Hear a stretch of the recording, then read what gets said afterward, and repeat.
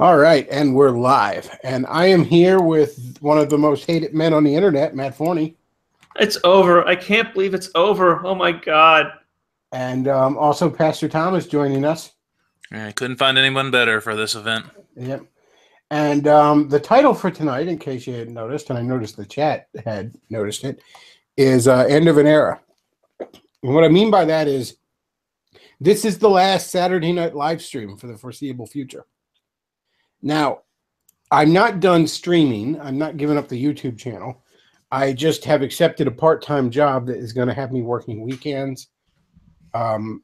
It's not a full-time job like I'm looking for, but it's definitely a step up from my unemployment. And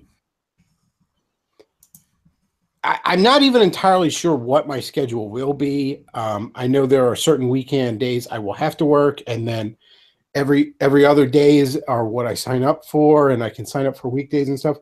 I'll have my orientation there Thursday. Then I will know exactly what's going on. But the point is, the Saturday show is likely coming to an end. Now, that doesn't mean I'm not going to stream, and that doesn't mean I'm not going to have a big, wrap up of the week kind of stream. I just don't know exactly when that's going to be.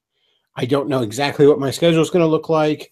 And even after that, there's probably going to be a little bit of playing around with different times to see what really works best.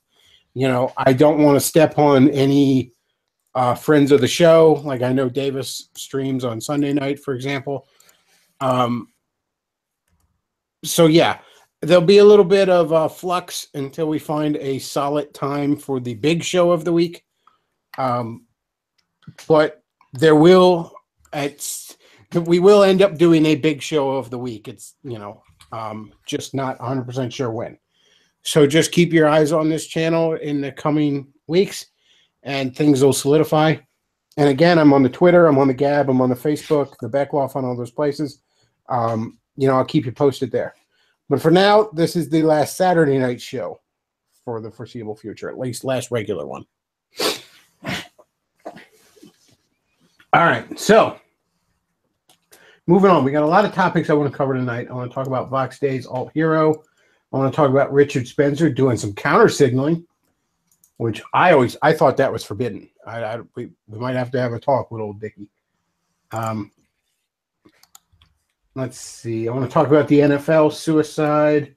We're probably going to ramble on a little bit about the upcoming Tomb Raider movie. I know Matt and I both have some thoughts on it. Pardon me, I had to snort like DSP over here. But first, kind of the big news of the week is Hugh Hefner died.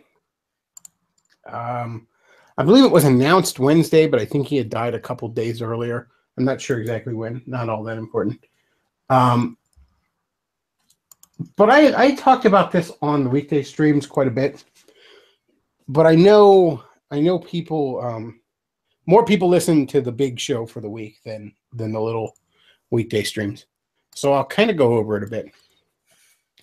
What I saw initially was I saw from the trad right, your Earl of Greys, for example. And I'm not trying to pick on Earl of Grey, but he's just a keen example. A lot of those types where it's like press S to spit on his grave and just really, really angry shit about Hugh Hefner. And I kind of stepped back and I thought, I never really felt that way towards him. Even as a Christian, I never really had a great deal of hatred or even dislike for the man. I certainly take issue with some of how he lived his life. And I said on here a couple of times, and I'll say it again, I don't believe Hugh Hefner was happy. Certainly not in his later years. I would say probably in his last 20 years. Every time I saw him on like the reality shows he would do or like whatever, I just saw a man that seemed to be trapped in his own personal hell. And Forney and I talked on his channel a little bit about, this article that alleged that he had to watch like gay porn to even get it up anymore. He had become so jaded. Well, there's actually, it goes beyond that. He admitted a few years ago that in the 60s, he actually experimented with having gay sex. And I don't doubt, that makes perfect sense. Because when you get that unbelievably jaded. I mean, it truly is, opening up the Hellraiser box. In some ways, I argued on here that his life towards the end, it reminded me a lot of Solomon in the book of Ecclesiastes. Where, I mean, Hugh Hefner built for himself essentially a paradise on earth. He had everything from an earthly, worldly perspective a man could want. He was respected. He was, famous. He was rich. He lived in a big mansion. And he literally had an ever-rotating harem of young girls at his disposal. From a worldly perspective, there's nothing else a man could want. I mean, women, money, power, respect. I mean, horizontally speaking, that's the 4 things a man gets out of bed in the morning for. And he had it all in abundance. He had more than he could possibly need of all of that. And he didn't strike me as happy. Because again, the pleasures under the sun don't satisfy long term. And I think he's an interesting cautionary tale in that regard. But I never really felt first of all, and this may just be that I'm just so jaded, whatever. I don't really consider Playboy porn, and I never have. It's certainly something you could jack off to. But that's not how I define porn. I don't know about the rest of you, but to me, porn is something specifically designed solely for you to jack off to. That's it. That's the only merit it has. If you call Playboy porn, you basically got to call, R-rated movies porn. You could jack off to those scenes in Wild Things. You could jack off to Maxim magazine. Yeah, hell, you could jack off to the Weather Girl if you're in a pinch.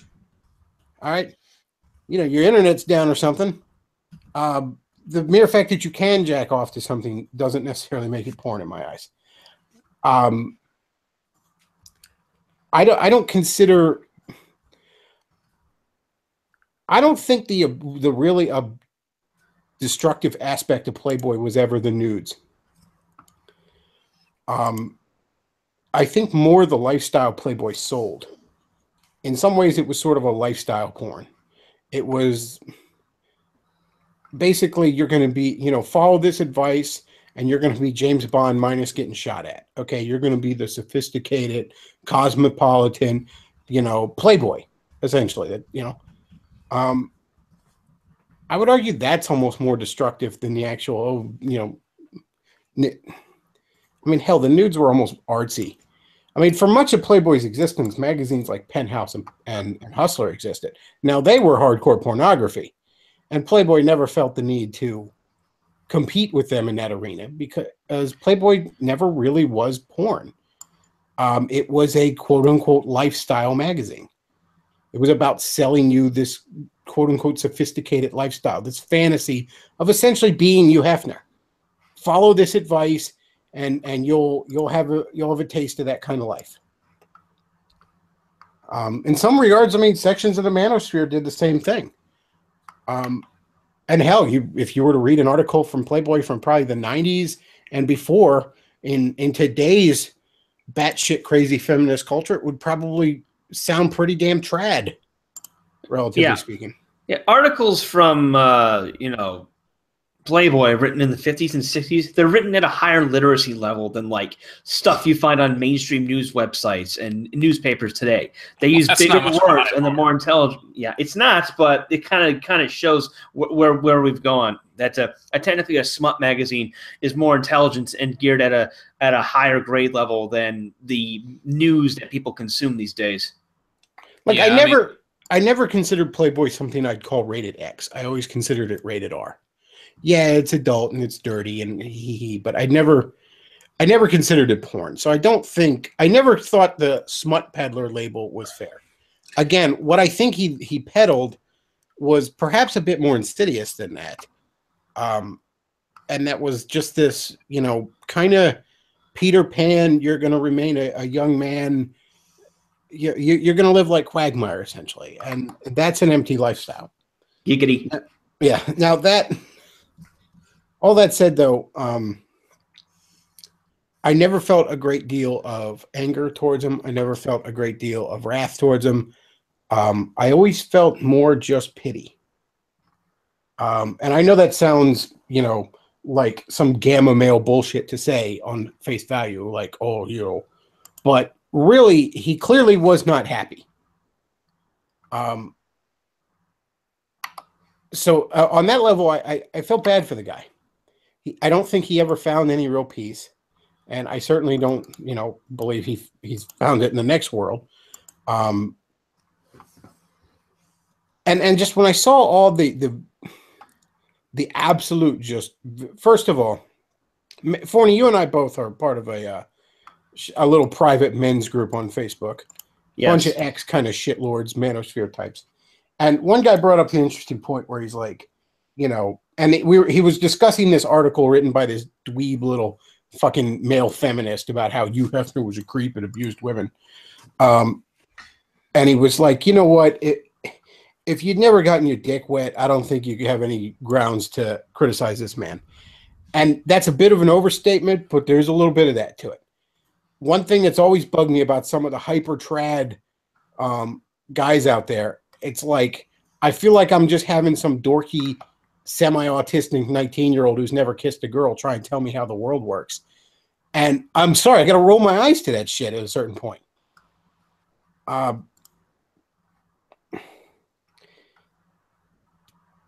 So yeah, there's definitely that element to it. And by the way, I don't buy the abused women bullshit. Okay, those women used him just as much as he used them, if not perhaps more so. In fact, in Playboy's height, again, in defense of this man, in the height of Playboy as a financial institution, he took remarkably good care of these girls. They were his. Now, yeah, okay, they had to suck his dirty old man dick to do it, but they knew what they signed on for. He paid for their college. He paid for their room and board. He got them all cars. Yeah, they were hoes, but they were pretty well kept hoes. So he was abusing women. No. Let's shelf that nonsense right then and there. They knew damn well what they were getting into. The other thing that I found myself kind of digesting, and because I actually heard about it during a stream, and then I thought about it a bit more the next day, and I was kind of digesting it. And I mean, look, I freely admit I indulge in the sin of wrath far, far, far more than I should. And I think part of the reason it bothered me seeing this was that I saw something in myself I didn't like. There's plenty of people who, if John McCain dies tomorrow, I'll probably, be tempted to press S to spit on his grave. And that's not necessarily right. That's not a Christian response. I felt bad for a man who clearly, in many ways was damaged. I mean, his first fiance cheated on him, and then she's like, "Oh, you can go sleep with other women," and that threw him down this hedonist path.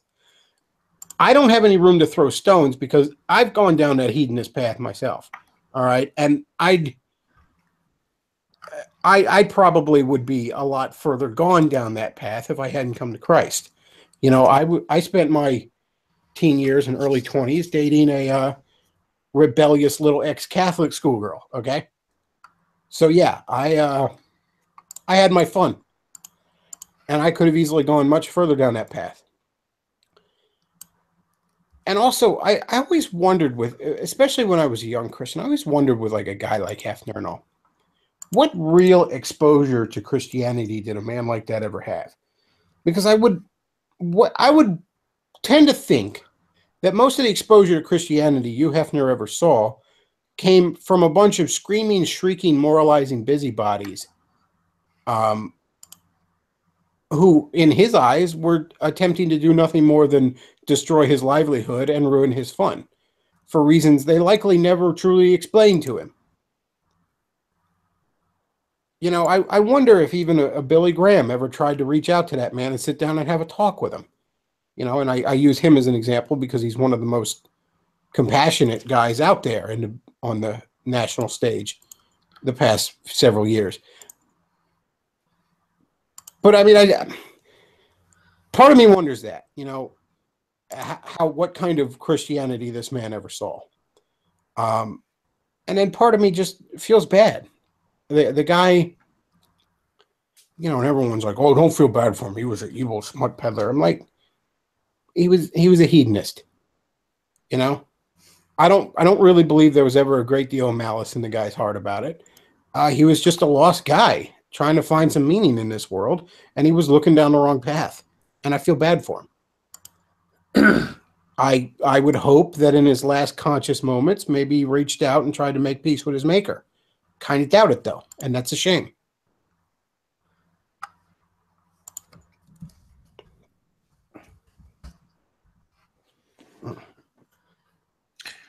I think one of the more intelligent commentaries on this was, and you discussed it earlier, Bechtloff, on your earlier in the week, Anti-Dem's post on this. And she talked about the decline of Playboy itself, not so much Hugh Hefner.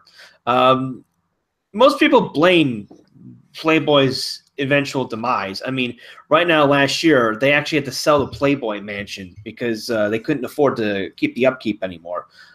They blamed it on the prevalence of hardcore pornography and like Penthouse and on the internet and all this stuff. But Anti-Dem says no. The reason Playboy died is because it was it sold an aspirational lifestyle.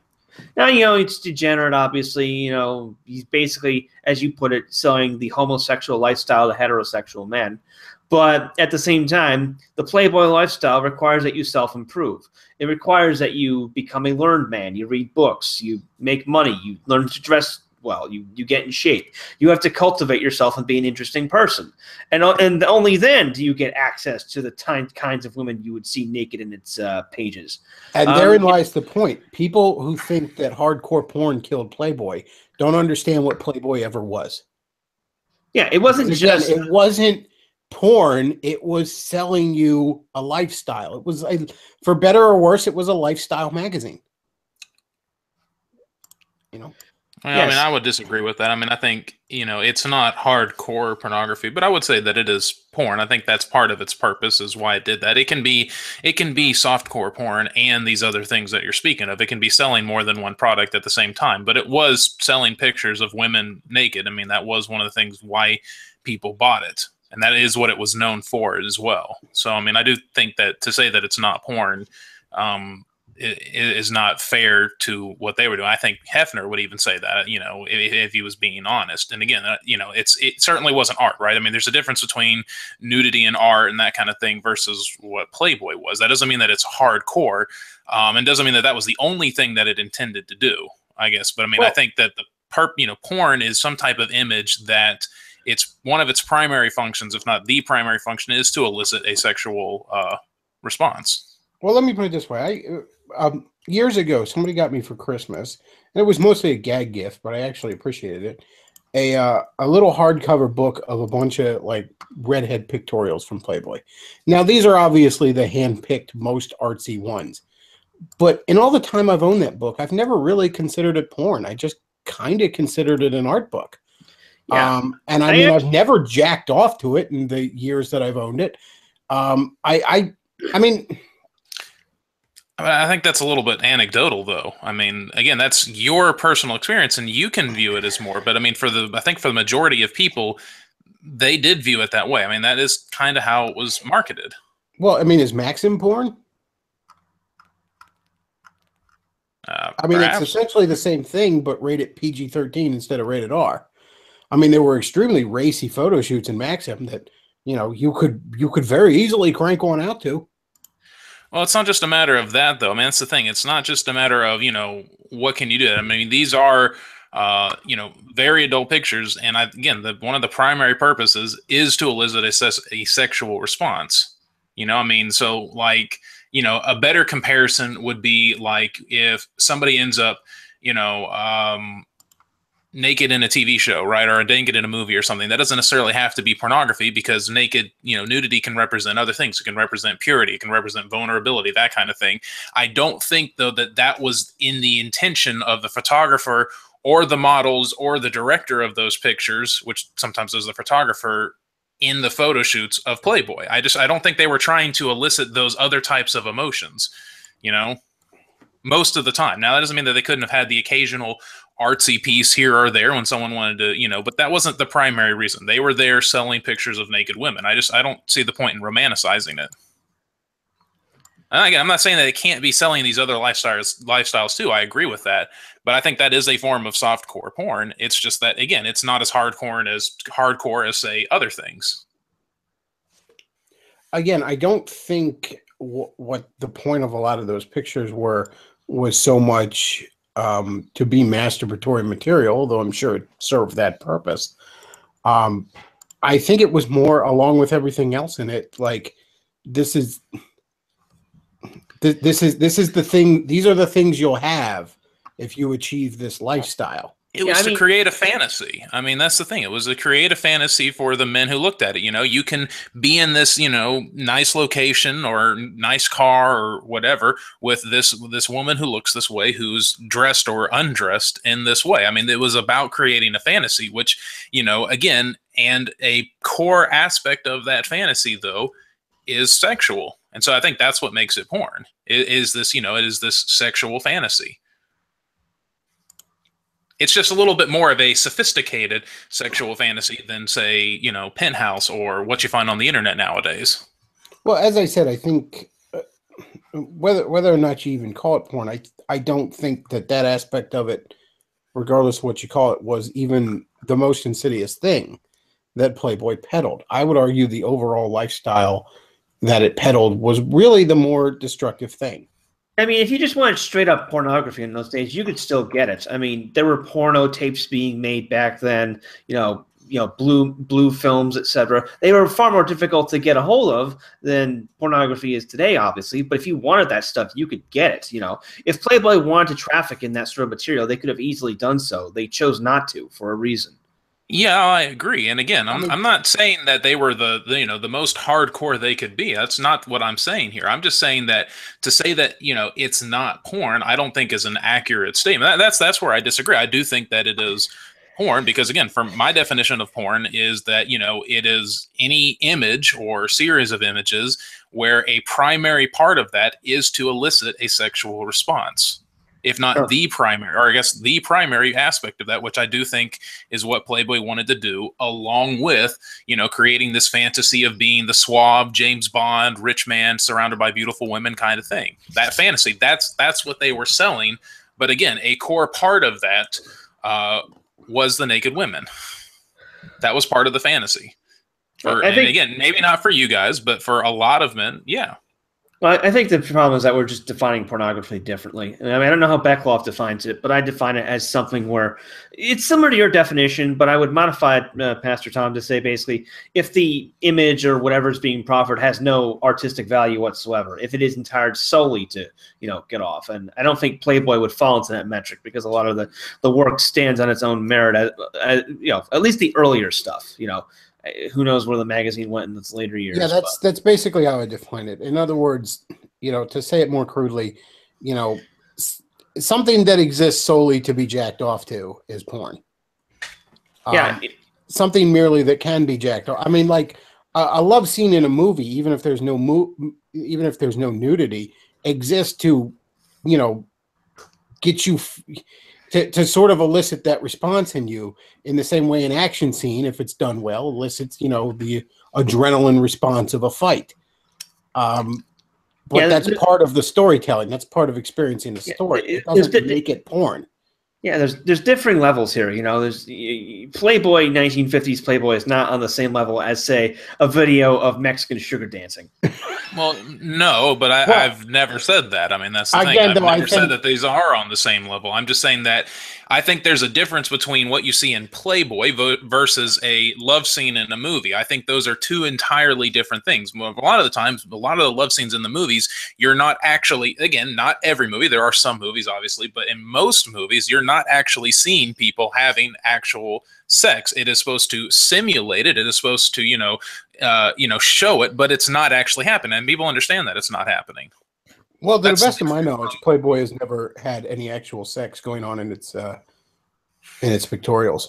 Yes, I certainly understand that, but again, surely you can understand the difference between something that, a movie that, is generally covered and then shows an occasional breast or something like that, or a butt shot or something like that, versus many images in Playboy where much of any of the girl, there's not anything left up to the imagination at that point. Well, the point is, again, though, I think the pictorials within Playboy are merely, if you take the magazine as a whole, grab a particular issue of Playboy, take the magazine as a whole, I think that the pictorials are merely a section of it, in the same way that the love scene is merely a section of the movie.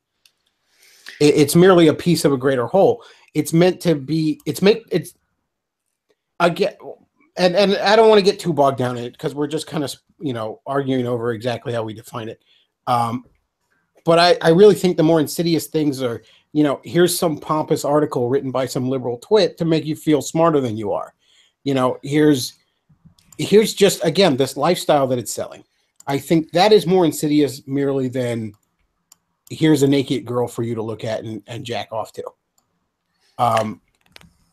In a way, the fact that it's more sophisticated is kind of its problem, because I don't think it was smut, and in that way, it was kind of able to sell a lifestyle to you that, I mean, look, most people, if they consume porn, unless they've completely gone down the degenerate porn addict road, they're not taking a worldview from it.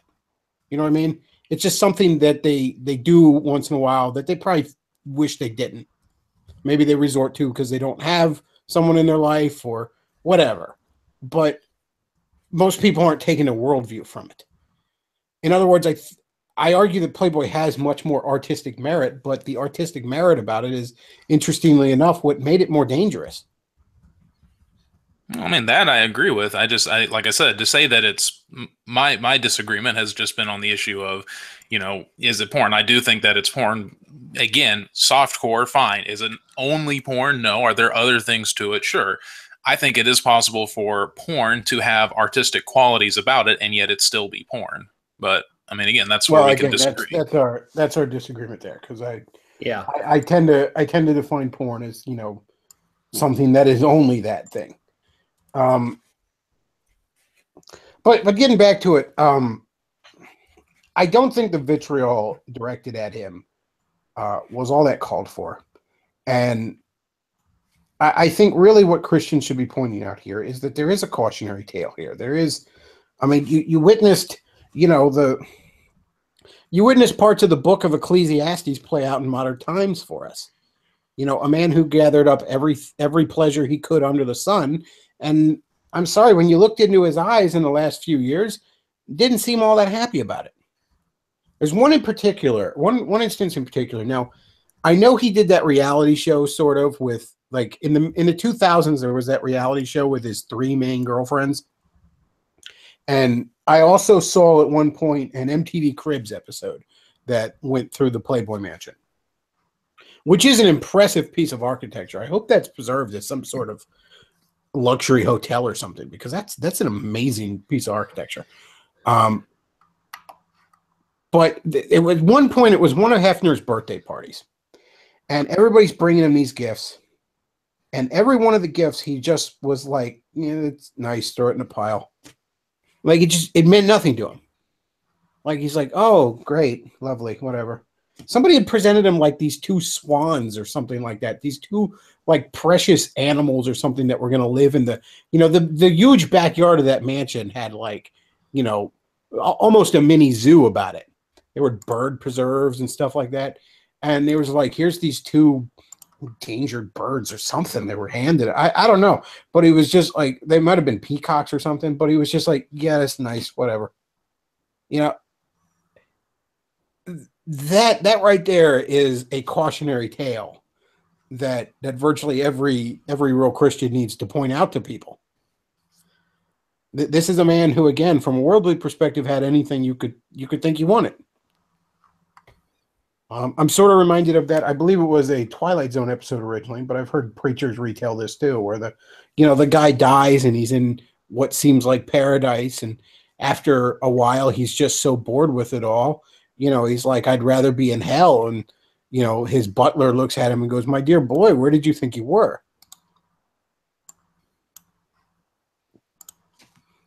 There really is a sense of, none of that stuff satisfies long term.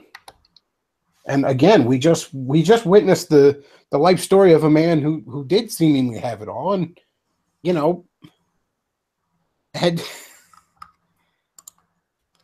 didn't seem all that happy about it.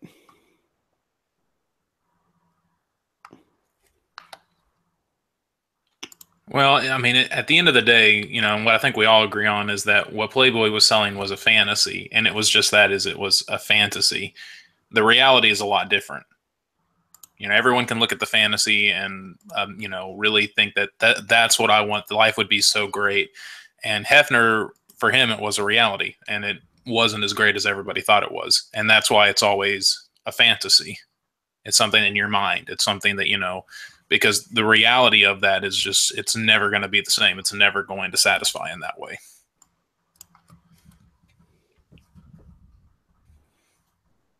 The rejection of the Playboy lifestyle too from so much of the modern left and so much of our modern culture really does show you that the left reached a point where they weren't even good at being hedonists anymore. And we've seen this play out in many other ways. We've all know, the left used to be good entertainers, at least.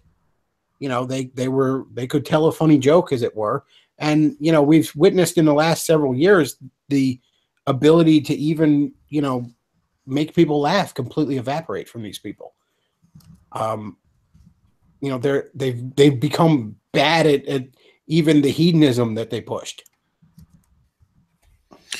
It's kind of the same problem that a lot of Christians, I think, can fall into. In order to be funny, it has to be relatable. And when you're constantly preaching and pushing an ideal, well, that's not relatable because people don't live in the ideal.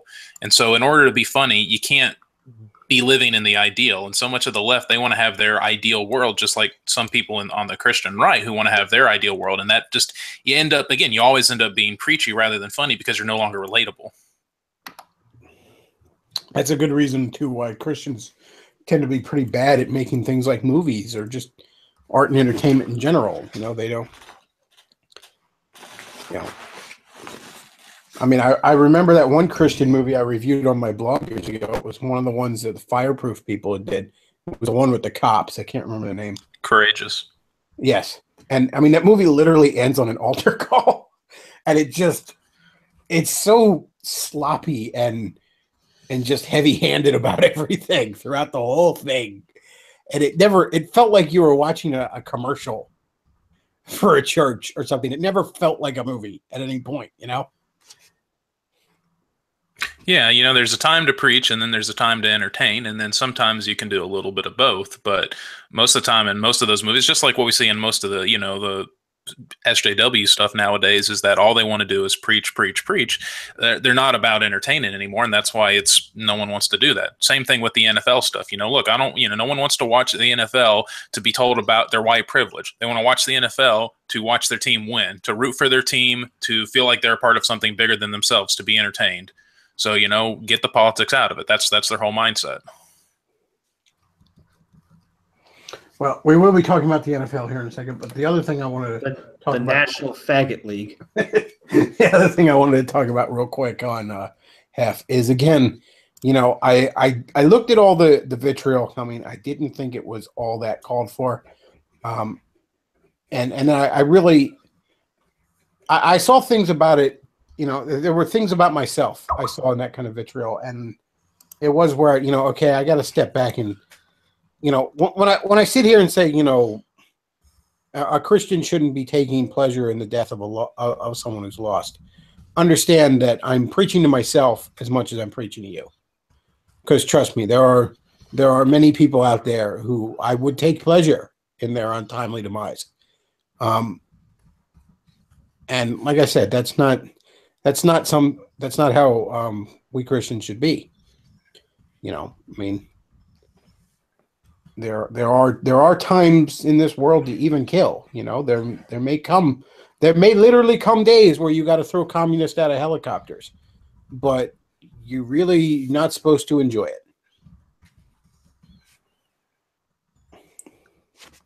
We shouldn't enjoy killing them. I mean, you know, it's one thing to be glad that, you know, for justice or something like that, you know, the justice is being done, but you shouldn't rejoice in the fact that, you know, a life is ending here. Yeah, sometimes killing somebody is justice. That's, I mean, yeah, there's, in other words, don't let justice be vengeance, you know? Right. And sometimes enjoying it a bit too much is that dividing line. Well, yeah, you make it personal. You know, I think a lot of people took, you know, Hefner's death way too personal, you know, and again, it was a rejoicing of his death when it's like, on one hand, well, yeah, there should be a sense of mourning. We should feel bad. And I think, you know, your point bringing up about, you know, what's his only interaction with Christianity? I mean, that really stuck with me because it's like, man, you know, how do I present Christianity to people? Yeah, exactly. I would wager 99% of his interactions with Christians, from his perspective, it was a bunch of. I mean, think of how we look at SJWs. You know, a bunch of shrieking, moralizing lunatics, right? Well, I mean, I didn't grow up in the church. I spent, you know, well into my teen years, a little bit into my young adult years, not a Christian, and that's often how we look from the outside. A bunch of shrieking, moralizing busybodies. You know, that stereotype of Dana Carvey doing the church lady back in the early 90s, that didn't come out of nowhere. And yeah, I would wonder, you know, how many interactions with Christians did it not just seem like these are just a bunch of shrieking, moralizing lunatics who are mad that I'm having fun?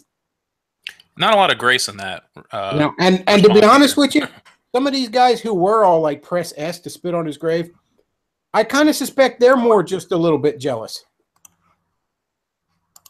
Not all of them, but some of them. I have to wonder if maybe, you know, maybe they just were a little bit jealous of the fact that Hefner was having fun. Now, as I said, I don't really think he was for a very long time. He kind of if you ever seen the Futurama episode where they toured the Slurm factory and they had Suds McKenzie, who is contractually obligated to party 24/7, and he's just so miserable with it. That was Hugh Hefner's life for the last, you know, basically 2 decades.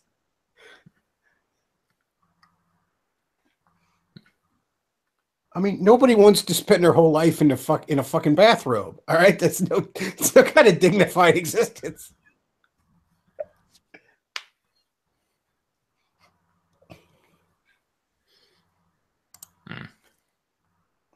All right. Well, before we move on, let me go ahead and bang out the sponsors real quick. We got 2 books sponsoring us this time.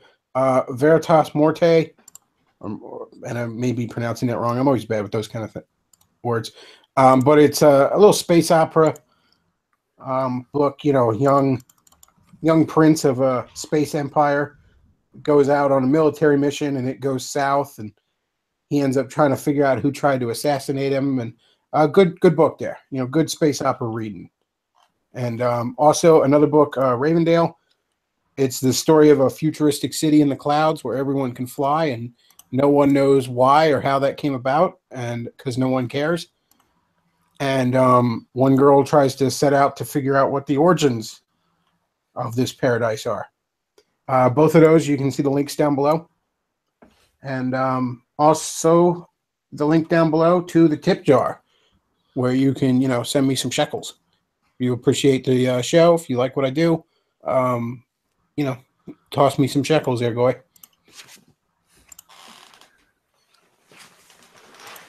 Let's see. Next, let's see. Let's go on to the NFL next. Now, I am not a particularly big fan of football. I never have been. I never will be. I don't. For one thing, of all sports in this country, it's the one that's most shoved down my throat. You know, every year I know who won, who played in, and who won the Super Bowl against my will. You know, and growing up into my teen years, into my early 20s, I liked a lot of shows that aired Sunday, you know, Simpsons, Futurama, Family Guy, and they would constantly get preempted for football. So on one level, I'm taking a little bit of satisfaction in the suicide of the NFL right now. And, you know, a bunch of white middle America, it finally dawned on them that maybe worshiping a bunch of overpaid dindoos who hate them isn't exactly what they should be doing. I kind of find myself saying, why did it take you this long? But there it is. Oh, and also, I've never considered football that athletically impressive, if you ask me, compared to other sports. Compared to, say, MMA, that's very impressive to me. If I had to be in a fight with an NFL player or an MMA guy, I mean, ideally I'd rather neither because either one probably kick my ass. But I'm definitely not picking the MMA guy. Boxing I consider more athletically impressive. I mean, basketball I consider more athletically impressive. I mean, those guys are jumping around like fucking Spider-Man on the court. That shit's impressive. Hockey, I mean, hell, those guys could skate. I couldn't skate to save my soul. I mean, you could be like a big... Literally, in my high school football team, we had this 300-pound guy on the football team. I mean, this hugely fat bastard that, like, he didn't even bend his knees when he walked because he dared not. And this was it in his teen years. I can't imagine what he looks like now. If he's even still alive. But like his job was just to run into people like the boulder from Indiana Jones. And so, yeah, I don't consider football that athletically impressive, I'm being honest with you. I don't consider it very entertaining. You know, they seem to take a break take a timeout every 3 seconds. I don't have the attention span for that. And it's constantly shoved down my throat. So the death by suicide of the NFL kind of has a smile on my face. That said, though, I also recognize that it's a shame that one more bit of entertainment people enjoy is being completely destroyed by SJWs. Trust me, I was a Marvel Comics fan. I feel your pain there. All right. And it is. I mean, last year they saw some of their lowest ratings in decades, and then this past week they've seen ratings tank. What with all this take a knee shit. Well, I will say though, it's quite impressive of Trump to be making his enemies kneel to him. Trump played this very well from a political standpoint. You couldn't have asked for a better play from Trump. It was pitting his enemies against himself and the flag. Amazing. Beautiful strategy there on his part in terms of the politics, because he knows most Americans are not going to go against the flags. They're not going to go against the soldier. And so while the people on the left are all like, you know, oh, we got to take a knee, the flag's racist, all this kind of stuff, he can be like, I love the flag. The flag's great. It's wonderful. And so who's going to side with them? Yeah, American people are going to side more with Trump. Well, the NFL might as well be taking a hard stance against puppies and kittens. Yeah. I mean, for as much as this is going to benefit, and I mean, you're already seeing it. You're already seeing the ratings are tanking. They're starting to lose some advertisers. DirecTV just said that if you got the NFL Sunday ticket, now bear in mind the season's been a couple weeks in already. If you have the NFL Sunday ticket for this season, DirecTV is offering you a full refund if it's because of this. They don't want to lose money. Yeah, they don't want to lose subscribers over the whole thing. So the NFL, I mean, and it's the NFL. I always thought they were bulletproof. I will say this about you NFL fans. I didn't think you had this level of self-respect in you. When even Vox Day and Rush Limbaugh are finally giving it up on worshiping the NFL players. Vox Day, now look, we'll be talking about Vox Day's alt hero shortly and all. But look, Vox Day, more like Vox Gay. For as much as he talks about, you know, cucking and all, he constantly sucks the NFL's dick. And even last year, he would actually ban commenters who were like, dude, it's cucky to be talking about the NFL anymore. And Rush Limbaugh constantly interjected his politics show to ramble on about last night's football game on a Monday morning. And even those two guys are finally like, I can't do it anymore. I can't. Well, I mean, I think 9/11 changed a lot of that. I think the NFL would have been bulletproof before 9/11, but afterwards, you know, America right now has a very strong connection with soldiers and with veterans, and like it or not, that's what the flag, the national anthem, and the Pledge of Allegiance also represent. They represent America, its ideals, and everything like that, but they also represent the soldiers who sacrifice for those ideals. And if you are going to disrespect those symbols, you're disrespecting those soldiers, and so that is going to pit you against the majority of American people, because Americans right now, anyway, not always, not always the case, but right now, deeply, you know, want to at least virtue signal that they respect the soldiers. This doesn't always work out practically, but by and large, you know, American people will demonstrate, vocalize their respect for the American soldiers, for veterans. Well, the reason I thought the NFL was going to prove to be bulletproof these last few years, and I'm very pleased to be proven wrong. I always like when people exceed my expectations. That's a way I like to be proven wrong. But, I mean, I live in Central PA, and I remember seeing the Penn State scandal unfold, in which, you know, coaches that are to this day, like Joe Paterno, treated as gods, were caught covering up for a pedophile, a boy raper, a man who raped little boys. Not merely statutory rape, but held down while they were screaming raped little boys. And Joe Paterno turned a blind eye and covered up that shit and looked the other way for years. And when that shit came out, people still defended him. People still all over the place here wearing Penn State sweatshirts. And I don't understand how anyone can be so shameless. So that's why I assumed that the NFL would find itself bulletproof. But the NFL fans have exceeded my expectations and shown that they have a little bit of self-respect about them. You know, and I didn't expect that from guys who walk around with another man's name on their back. But proud to be proven, or happy to be proven wrong.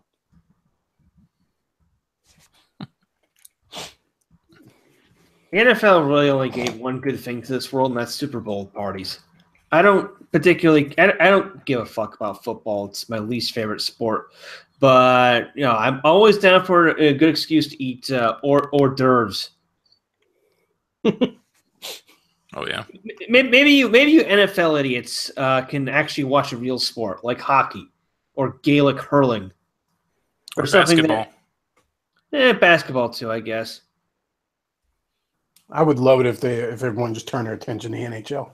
Not NBA though, like college league. I've never even I'll watch occasionally football, but I mean, I don't really like professional. And when it comes to basketball, either I don't really like professional. It's the college balls where you see more of the athleticism.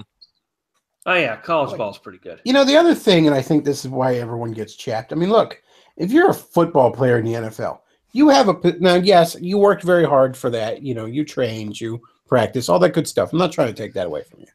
But you're also very, very blessed, and a great deal of it was luck. And, you know, right place at the right time. You just happen to be playing a really good game when a recruiter was there or whatever.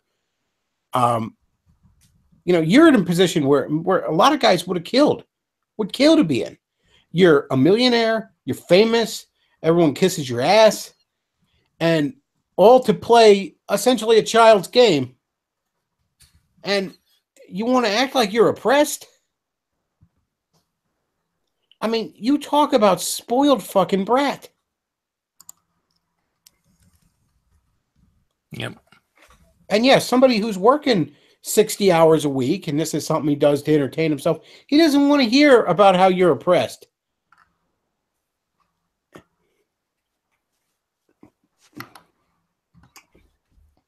But that's the message that it sends, you know, is, oh, I think I'm oppressed. Oh, you know, me, millionaire, got all these, you know, rich and nice things for playing a football game. I'm oppressed. That's what it sends. I mean, you know, this is why protesting during the national anthem, it's a dumb way to protest. You know, there's so many more effective ways that they could have done it if they wanted to, but they chose the dumbest way possible. Well, it was all about grandstanding. It wasn't about actually solving the problem. And the other thing, too, I want to point out, the guy who started... in a nutshell? The guy who started this whole trend of taking the knee, Colin Kaepernick, he's half black. He's not even fully black. And he was raised by an adoptive white family, meaning he never personally experienced any of the so-called oppression that he's supposedly protesting. He never did. Not during the NFL, not when he was growing up. But see, that's the majority of it, right? A lot of the people who go around complaining about oppression don't actually experience oppression. They don't actually know what it is to be oppressed. They hear about it in a classroom, or they hear about it on TV, or read about it on some blog or anything. And, honestly, I think they feel guilty. So then they go out and virtue signal to make themselves feel better without actually having to address any actual issues. I'm just raising awareness. The one college and the African American students were protesting the fact that the college was letting in too many African immigrants. That's racist. Yeah. Now, look, I mean, I'm not necessarily for letting in a bunch of third worlders, period. But I'll tell you something. Over the years, working a lot of blue collar jobs, especially second shifts, black guys that came right from Africa, compared to American blacks, are some of the nicest, cheeriest bastards you could ever meet. Because a lot of them are just happy, at least the ones that aren't sucking the teat or working a job, they're just happy to be here, okay? Because you can imagine the kind of hellholes they came out of. Where, the fact that, somebody with a machine gun riding a tiger isn't chasing them down the street is a good day for them, okay? So yeah, I can't imagine how bratty a lot of the American blacks seem to those kind of guys. Yeah. And the other thing is, there's long been NFL players who didn't want to do the national anthem for various reasons. I mean, there's been Jehovah's Witnesses in the NFL, for example, and they don't ever do that the anthem. And there's been other people who, for religious or political reasons or whatever, and those people always used to just stay in the locker room and not make a fucking spectacle out of it. But then Colin Kaepernick decided he had his own agenda there, and he thought he was going to be able to get, more, I guess, tennis shoe commercials or something if he made a big scene, and it didn't exactly pan out for him. Well, that's what it's always about, though, with a lot of the leftist types on the SJW, is it's not about doing anything. It's not about doing something productive. It's about making a spectacle. It's about crafting and maintaining the almighty narrative. Everything circulates around that, this narrative that America is oppressed and that people are rising up to beat the oppression. I mean, because, that's been something that's worked for them in the past, and they don't know how to let that go of, that there are, they're all of these huge victims, and they're going to rise up and conquer all of their, oppressive, evil, terrible people. But that's the narrative that they want to have and maintain. And so everything that they do circulates around that. Just, trying to maintain that narrative that is crumbling around them. That's why even in power, they got to act like they're, the victim and stuff like that. It's why the left had, it's why leftist comedians during the Obama years had no idea what to do with themselves. They still had to talk. I mean, this, white privilege and everything, manifested itself during the Obama years. That's what they had to do. Oh, okay, the Republicans aren't in power. What do we have to do? White privilege. They had to make up new things that were oppressing them because they just couldn't handle, oh, no, I'm in charge now. Well, that means I'm responsible for shit. Again, some of the people who are homosexual, again, some of them actually, go through real abuse, but some of them equate, oh, this person gave me a dirty look. Oh, I'm so abused. I'm so mistreated. Let me go on and blog about it on Facebook for, 2 hours.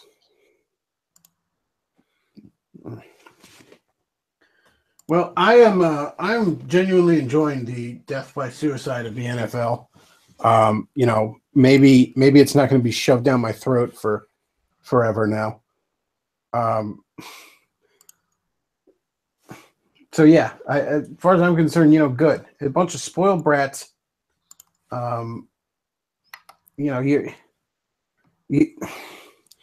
lot of people made. I didn't catch all of LeBron James's interview where he was talking about how Trump voters was not educated. And yeah, he sounded like a moron when he said that. But I did catch part of it because I was actually eating lunch at a sports bar place that day. And one of the things he said, actually, I thought was really good. They were asking him about like some pay raise thing, like, I don't know, striking for a pay raise or something like that. NFL players were talking about, and he just was like, "Oh, I'm not worried about the money. You know, I make good money. I can take care of myself. I can take care of my family, and I get to do this thing I love. You know, I'll take a pay raise if they're giving it to me, but I'm not worried about it." And I just thought that was pretty cool of him. You know, now, yeah, later in the interview, I didn't catch it till, you know, everyone was passing it around, but he was talking about Trump voters. He thinks, I think a lot of people was not educated. It's like, LeBron, you barely fucking graduated high school, okay? And you were literally paid to bounce a ball around, okay? You are a clown. You are a dancing monkey. Actually, they weren't educated. They weren't educated. People was not educated, and they did stuff. It reminded me of that scene from Airplane when, I don't know if you ever seen that movie, but they had like the jive, and this was like late 70s, early 80s. They had the jive talking black guy, and they had to have like a translator. Oh, I speak jive. Yeah, and like the court stenographer is hitting the keys like Ray Charles playing the piano with like sunglasses on. Doesn't at one point he like put up a question mark? He just like for the subtitles, like just a couple of question marks come up. Go like, we had no idea what they're saying. I just remember it like, because the little translations at the end, and I just remember at the end he goes shit, and under it like the little translation, golly. That movie's so good. If you honestly, everyone listen, if you haven't seen Airplane, you should go watch Airplane. Yeah. Like, obviously after this fine program. Yeah, I mean, the whole thing reminds me of, like, you remember 10 years ago when liberals were talking about how there should be an IQ test for voting because they thought it would, you know, result in all those dumb white rednecks who vote GOP not being able to vote. You know, they backed off it because they realized that that law ever went through, then something like 90% of black people would also be disenfranchised.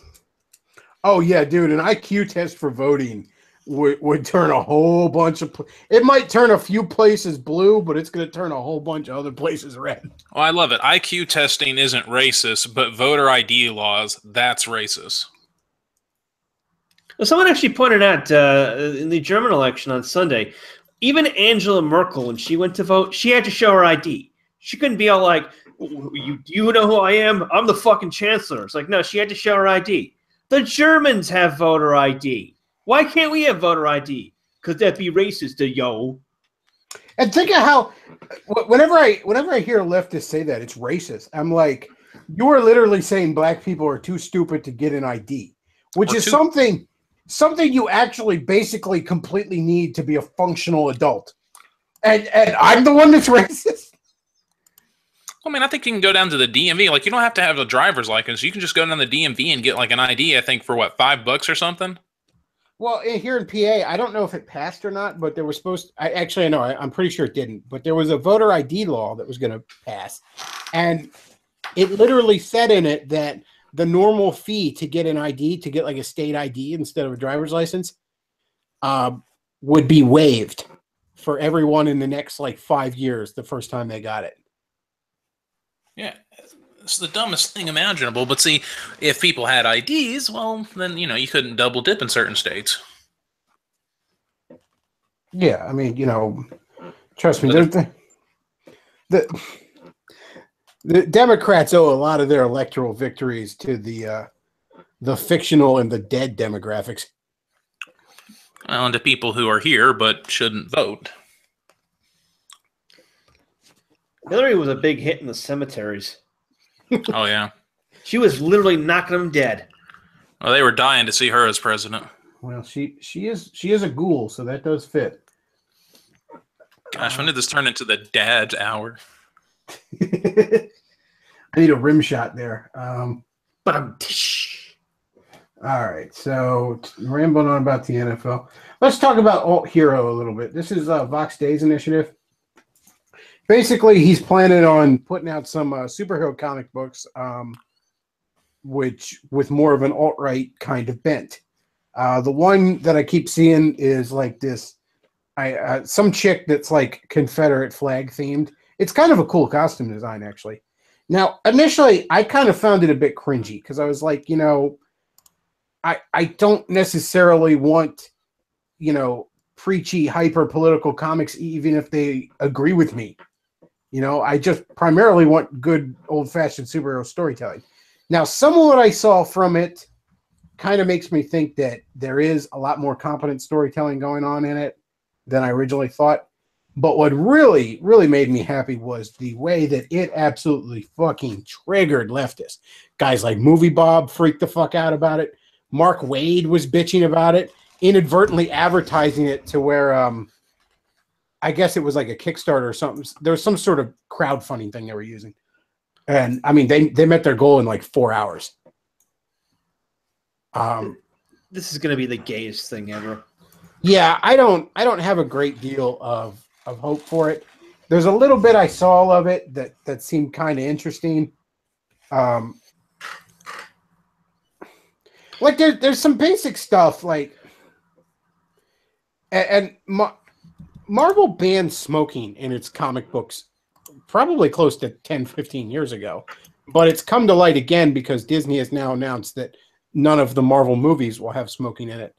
But like a lot of characters used to smoke cigars constantly in Marvel Comics. Nick Fury, the Thing from the Fantastic Four, Wolverine were all huge cigar smokers. And they just, you know, again, it was one of the earliest real PC bullshit things that got pushed into Marvel. But I just remember seeing Vox Day tweet out something to the one character. She's in her civilian clothes, and she's just sitting there smoking. And then he's like, because we give no fucks here. I don't know. There's a chance it might be good, which is a bit more than I was originally saying. That said, though, if it is successful, maybe it'll push some of the other companies in a different direction. And just the butt hurt coming from leftists on it, it's fucking amazing. I mean, I really am. I'm honestly amazed at how angry they are at it. Because again, to me, it seemed a little cringy at first.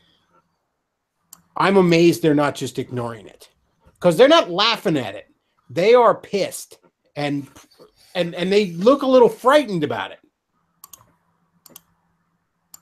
In fact, the running gag for some reason on Twitter has been to try and argue that if Jack Kirby were still alive, he'd beat you up, Vox Day.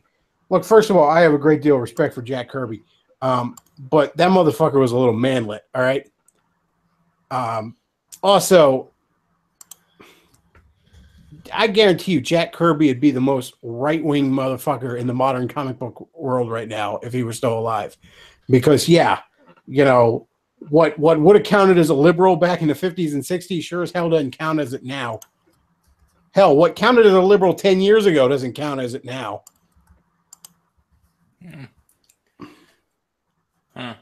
Have they got any storyboards or anything like that? I'm not entirely sure. Oh, I didn't notice you had it up there. I figured I'd pretend to be Luke tonight. But yeah, I actually like the costume design for the Confederate girl. I don't like the X on her face. That's the only thing I don't really like. That's the one part of the costume that I'm not a big fan of. The intrinsic problem with alt hero is the same problem with all of this right wing reactionary media. It's all it is. It's just a reaction. Yes, that's the biggest problem with it. I mean, look, it's cool that you are willing to do things like it's cool that you'd be willing to for example, portray white Southerners in a positive light. But even the name is a bad idea, I think. Like, you shouldn't be defining it in this way. A good example is go ahead. It's being defined in opposition to what it's opposing, and that's always a recipe for failure. Yes. Yep. A good example of this, and it's not quite the same, but back in the 90s, a company called Milestone started up. Dwayne McDuffie and a bunch of other black creators started up. Now, they didn't feel there was enough black representation in superhero comics, so they decided to start their own superhero line with almost the initial lineup was entirely black characters. Now, on one level, I got to give them props there. They didn't whine and bitch until, you know, Superman got replaced by a black guy or something. They just went out and created their own stuff, and good on them. The problem was, and Dwayne McDuffie often lamented this, Milestone was always seen as the black comic company. Now, it had its successes. It created Static Shock, for example, which would end up having a very successful cartoon. Eventually, DC bought that company and just folded all those characters into its broader universe, including Static Shock, who, you know, continues to appear to this day. But I'm sorry, Dwayne, but when you start a company where 12% of the population makes up 100% of the creators and characters, what do you think it's going to get called? And likewise, I mean, this is never going to be seen as anything other than the haha, we're pissing off liberals comic company. And that's regardless of its quality. These could be amazing superhero comics, but just the title alone is always going to define it as, you know, fuck you, leftist dad. That is literally what it is, basically. It's fuck you, dad. Or that don't mean, you don't understand me, mom. Turns up music. Yeah, it's fuck you, Marvel. Well, fuck you, Marvel isn't a adequate position. And again, you know, I see some actual creative shit coming out of it. I mean, the title alone, though, is a mistake. That said, though, if it causes Mark Waid and Movie Bob to continue to lose their mind and their, you know, and their blood pressure to continue to soar through the fucking roof, well, that alone is kind of cool. Well, to be perfectly honest, what doesn't cause Movie Bob's blood pressure to fucking soar these days? I'm pretty sure if, like, you poked Movie Bob with a needle, it would shoot out like you're squeezing a water balloon with a hole in it. I want to know what it would shoot out. Well, I mean, I'm also sure that his blood sugar is so high you could put his blood on pancakes. Yeah, you got to have some kind of message to, you know, put forward in any type of entertainment. It's got to be entertaining, but there needs to be something that they're wanting to say, not something that they're wanting to speak against. That's what they need to ask themselves in the creation of the alt hero or any of these comics is, you know, what are the things that we do want to say, you know, because I mean, there are reasons for why Superman was made. There are reasons for why Batman was made and so forth and so on. You know, so what are their reasons going to be? And just, well, we just want to, you know, tick off the liberals, or we just, you know, we don't want to be SJWs, or we don't want to see comic book heroes as SJWs. That's really not a good enough reason. Well, also, I don't think if you make it about real world, and this is Marvel's mistake, if you make it about real world racial issues, for example, regardless of your position on it, that's kind of foolish because it makes it so dated and it makes it just like, I mean, the reason the X-Men became popular as a racial allegory is because it's about a fictional race. You know?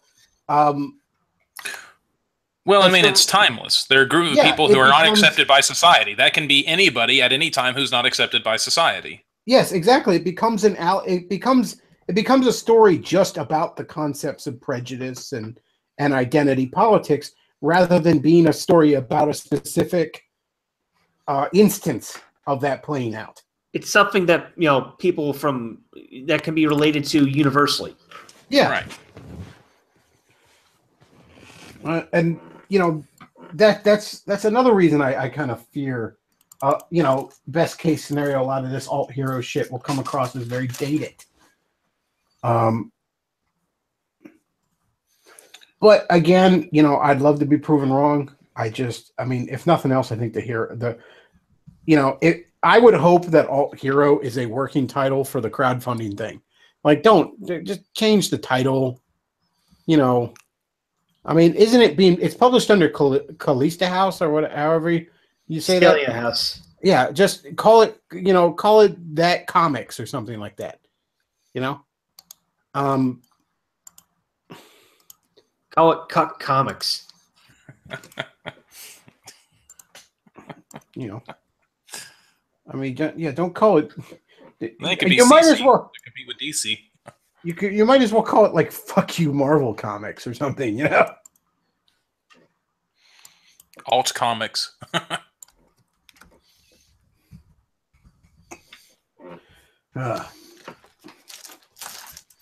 And also, I don't like the alt-right title. I don't like that sounds like alternative lifestyle to me. Okay, although with the alt-right, that's kind of fitting.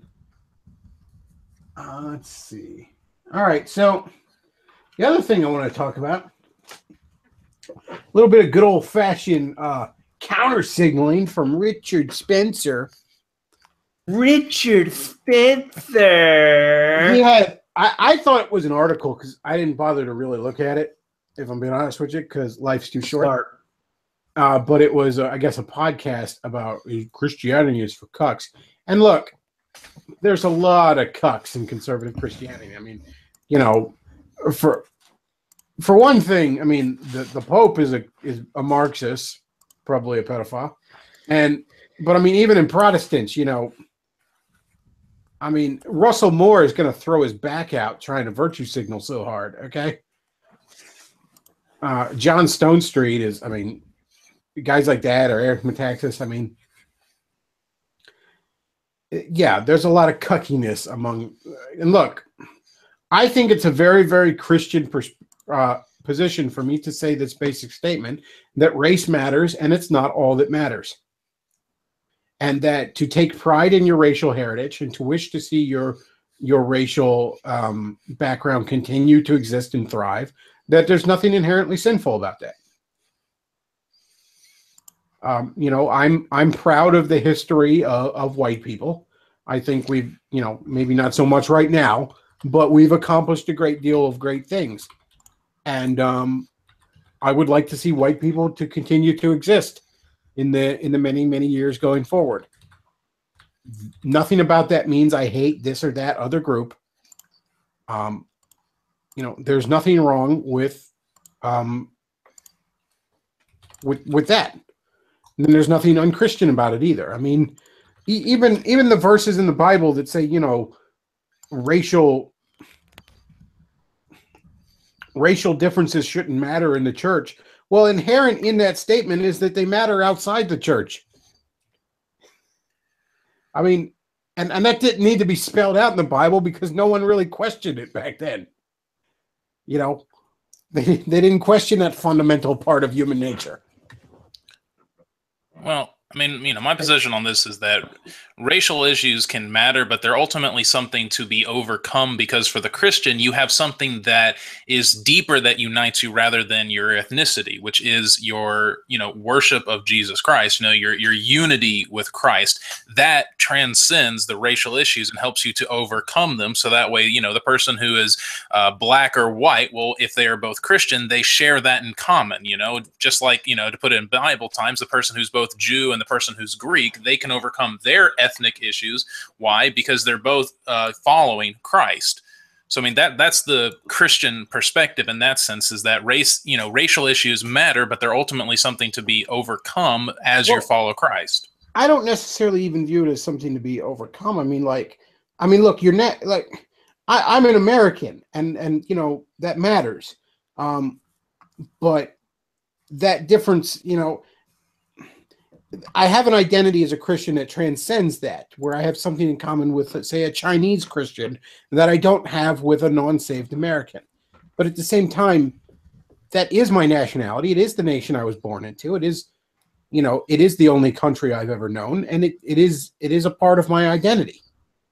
Yeah, well, there's a fine balance between that, though. I mean, because again, on the one hand, though, at least from my perspective, which I think is a biblical perspective, eventually, the nations are not going to be anymore. I mean, that's the thing, is that your Christianity is something that continues on for eternity versus your nationality. That is something that's ultimately temporal. So it does matter right now as you are living in your nation, and that's why even Christian nations can go to war with each other. Again, we do actually have these issues, and they are important.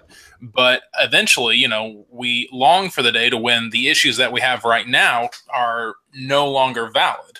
They're no longer as essential. They're no longer as important. Well, yeah, I would. I mean, a lot of that is, a lot of that's for the next life. Yeah. Oh, yeah, definitely. In the here and now, my identity matters. And yeah, there's nothing inherently wrong with what. Look, very, very rarely do a lot of these cut Christian groups go after. For example, one of the Breakpoint site had this article about the evils of the alt-right, and nowhere in it did they mention, for example, Black Lives Matter. So they were not willing to attack Black Lives Matter, which actually is way, way, way, way, way more violent than the alt-right. I mean, the only thing you point on the alt-right is some scared guy ran over a fat chick when his car was being attacked. Whereas, Black Lives Matter routinely burns down major cities. Well, but I mean, even if you want a group that's more, clearly from, the casual person that's more, vicious, vile, and kind of, black focus, so to speak, just look at the Black Hebrew Israelites. Nobody wants to touch them. Nobody wants to try to, talk with them or communicate them or talk about them or anything like that. And yet the Black Hebrew Israelite movements are, much clearer in being black supremacists, much clearer in, the vitriol that they say, all of that kind of stuff. Nobody wants to talk about them at all. That's right. Yeah, it takes Mr. Matoku to talk about them. That's right. But yeah, and look, there are definitely conservative Christians that are just bending over backwards to prove I'm not racist, and yeah, they're cucking. There's no other way to put it. I know that's a term we've beat to death, but it became popular for a reason. It definitely applies to certain folks. That said, though, Richard Spencer, the title of this podcast was "Christianity is for Cucks" or whatever like that. It was, and I've seen this argued from more of the white nationalist corners of the alt-right, where Christianity is just inherently cucky or something like that. And I don't see it that way. I mean, look, the idea that you can seek to preserve your nation, your people, your community, all that stuff, I mean, the basic idea of I've tried to explain this to other Christians and all, that your responsibility to your fellow man goes out in concentric circles. And I believe that's a biblical concept. God doesn't tell you to love the world because you're not God. You can't. He tells you to love your neighbor. And I've even argued with, in my former church before, we were sending somebody out to Africa or something, and it was a typical conservative Protestant, quote unquote, mission trips where they send a bunch of teenage girls to screw around out there. Because Tiffany and Mackenzie and the fuck around gang are really they're going to set that third world hellhole straight. And it almost becomes some sort of like low rent fucking vacation. But I was like, if you really want to help a bunch of poor black people, Philadelphia is an hour away. And those are your fellow countrymen. You have more responsibility to them than you do someone, on the other side of the world. So the idea that, you seek to preserve your people, your community, your tribe, your nation, whatever, that's never been something Christianity historically is considered unchristian. Yeah, there's a longing for a day when those differences don't matter, but that day's not today. Yeah. One day we're all good. We all, us Christians look forward to the day when we beat our swords into plowshares. In the meantime, I own a few guns.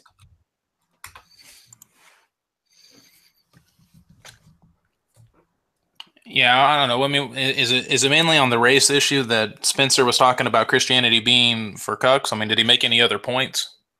I would have to imagine that was the main. I mean, that's all fucking Spencer talks about, basically. I mean, I'm surprised he just doesn't like Christianity because it's anti-homosexuality. I did make that joke when I saw that article passed around. I was like, yeah, well, homosexuals have routinely hated Christianity. But here's the point, though. All the people... Homosexuality is for real men, don't you know? Hell yeah. You gotta... Because you fuck some dainty, delicate woman. You're the real fruit here. But no, what is the thing I've always heard from all the Richard Spencer, Dick Ryder fanboys out there? Every time I dare, oh, he's so good for the movement. You're counter-signaling. You're counter-signaling. Well, what the hell is this? You really think, white nationalists, that you're going to get any kind of white ethno-state, that you're going to get any kind of meaningful white identity movement and ignore the working class, God-fearing, K-type, yes, Christian whites in this country, and you're going to get any traction without them? Good luck, because you're going to need it. A movement, a movement of effeminate trust fund kids like Richard Spencer isn't going to do you a lot of good. A bunch of LARPing pagans painting their dicks blue and dancing around in the woods. That's you think you can build an ethno state with that? Please try. I can't wait to watch that unfold.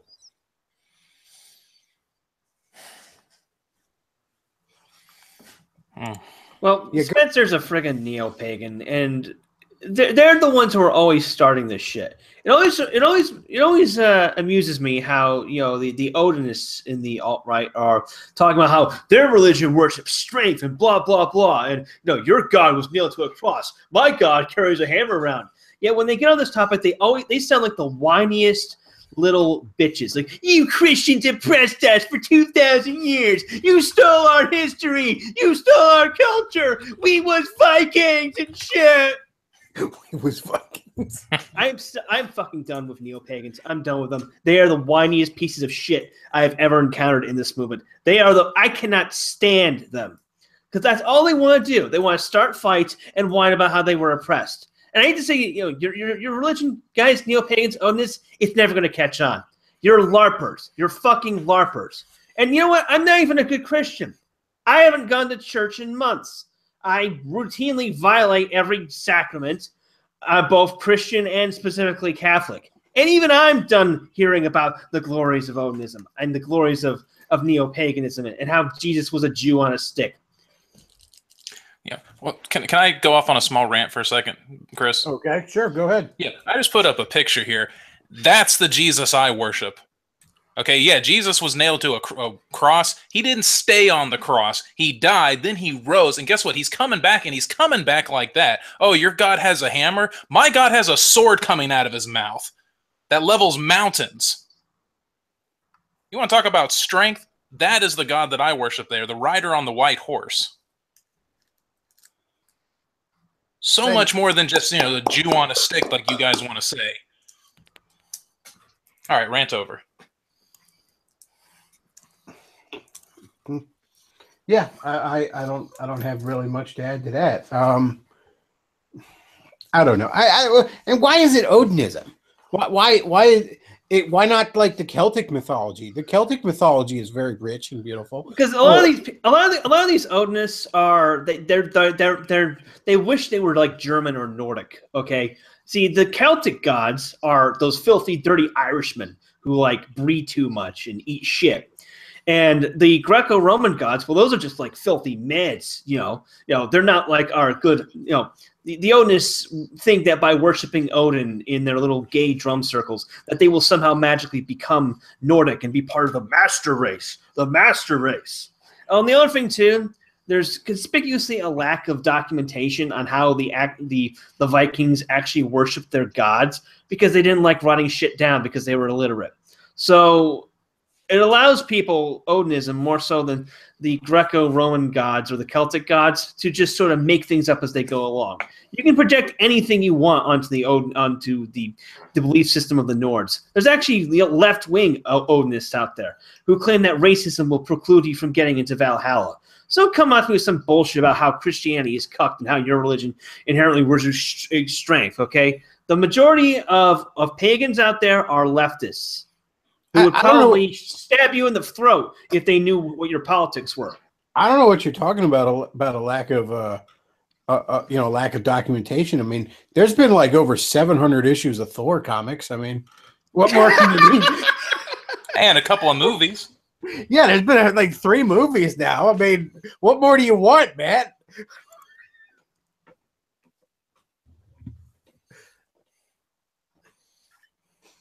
Oh. Yeah, I mean, there's a huge back catalog of documentation.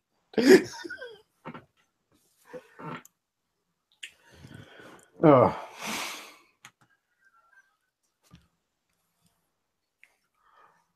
Oh man. Let's see. What else did I want to cover here? On Richard Spencer. Let's see. You know, I have to. I'm not going to talk about it a lot because I haven't played it yet. But man, Cuphead looks fucking amazing. Like, and it's very funny that that everyone's making the meme about how that dumbass writing for one of these game sites couldn't handle the tutorial.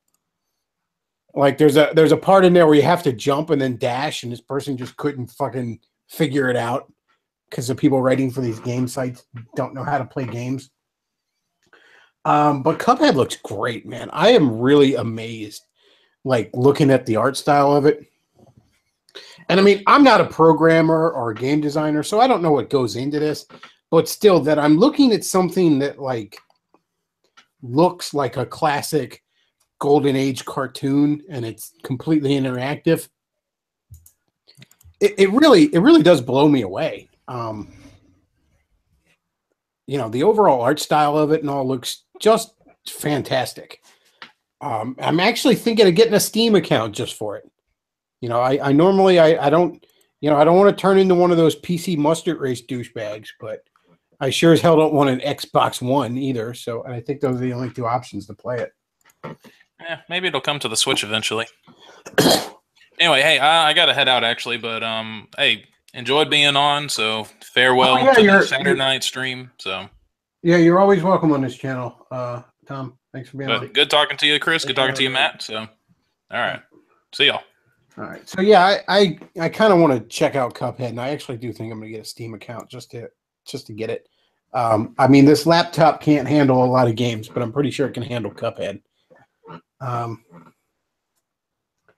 Let's see. The other thing, speaking of games, Forney, you had brought this up before the show, and I actually will have a VidMe vid in the next month or so on the same topic.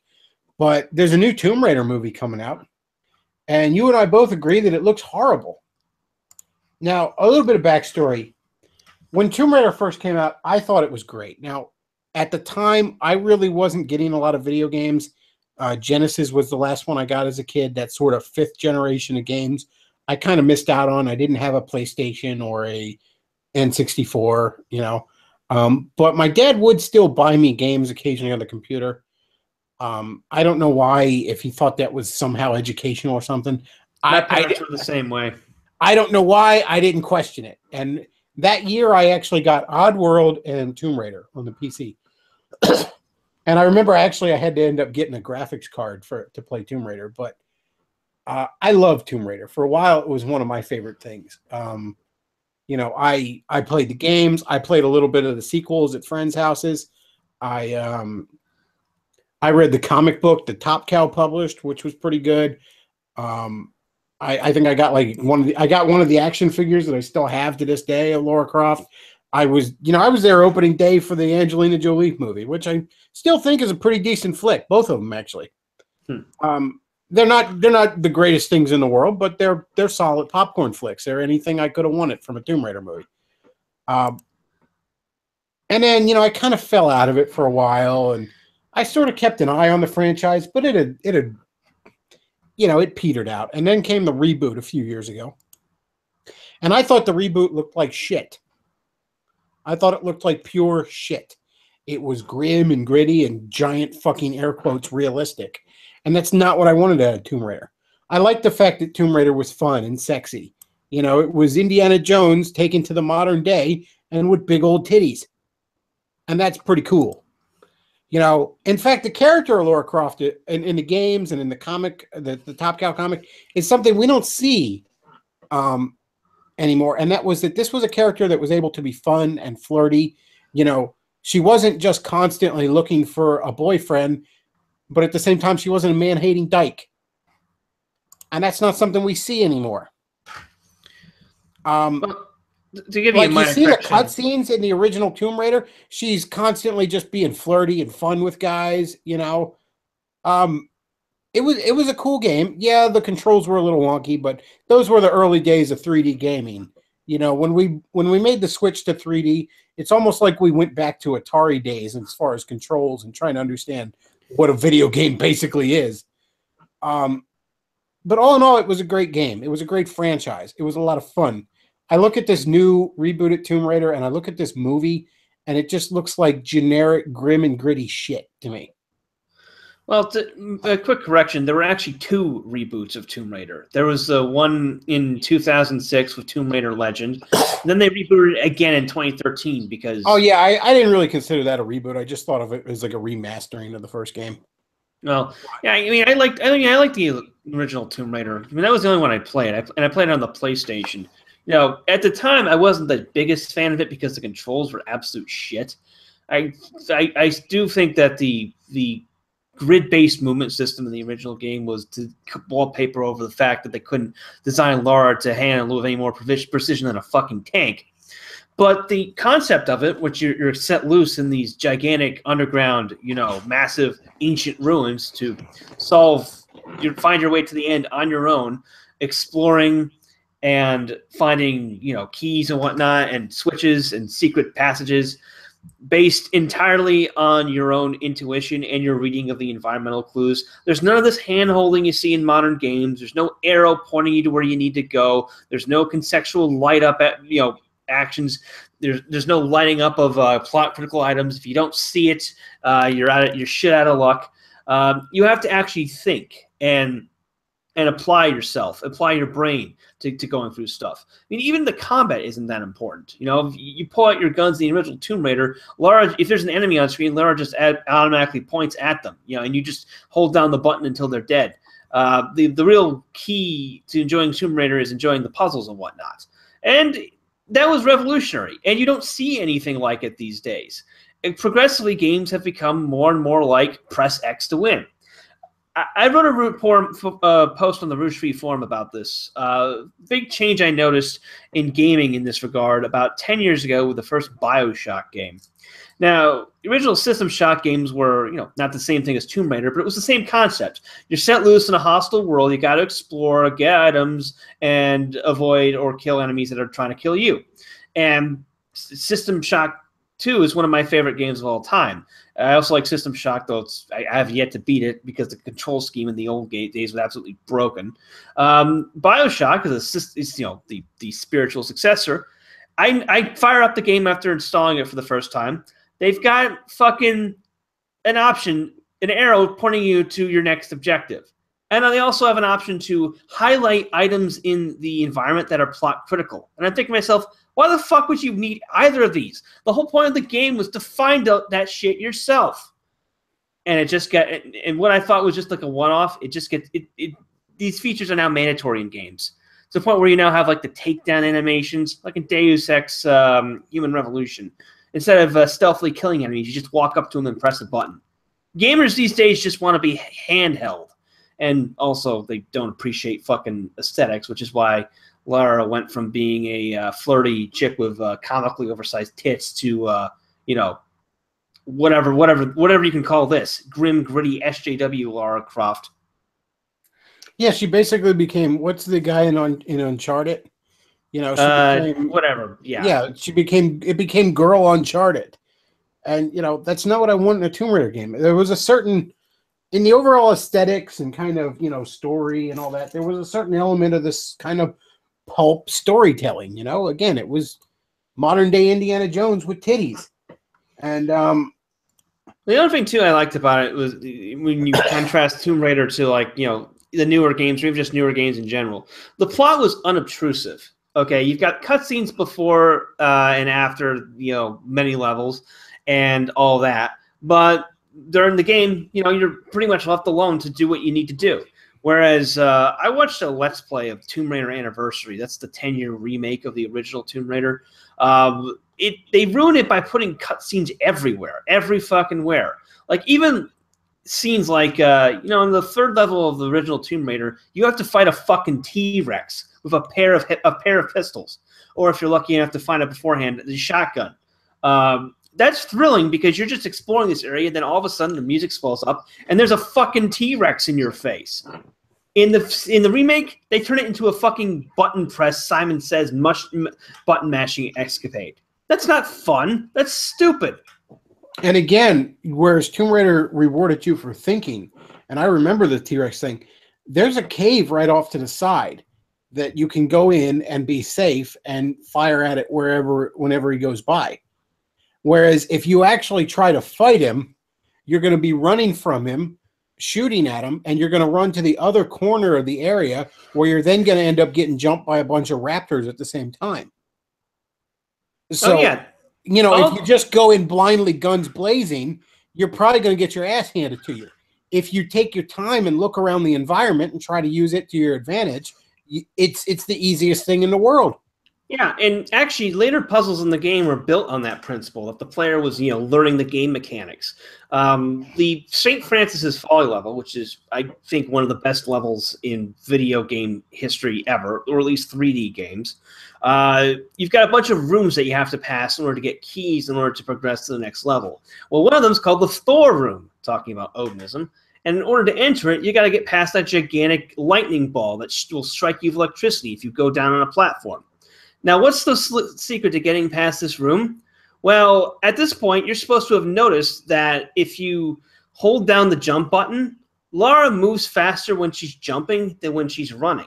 So what you need to do in the Thor room is you can jump to the right or the left, and then immediately as soon as you hit the ground, start jumping forward. And if you do that, you won't get hit. It basically, you're not going to find anything like that in a modern game because it assumes a certain level of observation and intelligence on the level of the player. Well, even in that same level, I think there's the Damocles room. Now, if you know anything about mythology, you know the Sword of Damocles. So when you go in the room, if you look up, you'll see where there's swords on the ceiling that if you go directly under, they'll fall down and kill you. So if you look up, you can see what to avoid. But again, if you don't know what the hell Damocles is, or you just blindly go in there, running around like an idiot, you're probably going to get killed. Oh yeah, exactly. And the other thing too is a lot of these puzzles actually had multiple solutions in that regard. So even if you didn't notice something in the environment, you could still get past. In the next level following, well, actually not. I think it's in the Palace Midas level where you're trying to get the lead bars. There's one area to get the lead bar where you have to jump through a bunch of torches. And there is a way to shut the torches off, but even if you can't find it, you can still get through this area. Because due to the way Lara moves, if you jump in precisely the right spot heading through these torches, you'll land on the edge of them, you won't get hurt, and then if you just keep hitting the jump button forward and keep jumping, you'll get all the way to the end, you can get the lead bar without actually being hurt. Even the first level, like the second real area you go into, it's like there's a big kind of well in the center, and there's this sort of hallway that goes around it, right? And in each corner, it opens up into the broader room. Now, when you first go in there, if you go down the hallway and circle around the hallway, you can clear out the wolves that are hiding in there. Whereas if you just blurt into the middle of the room without, really staking out the area, you're going to have like 4 wolves on your ass at once. They're going to all come at you from every corner. Whereas again, if you and I did that the first time because I knew right away that the way you were supposed to play that game was to look around you and to explore and to not just run blindly into everything. Go with caution, like the actual character would be doing in this. And yeah, you circle around, you take care of the enemies. But if you just blurt into the middle of the room, not only that, but there's going to end up a bear that's going to come out too, and you're probably going to get your ass killed.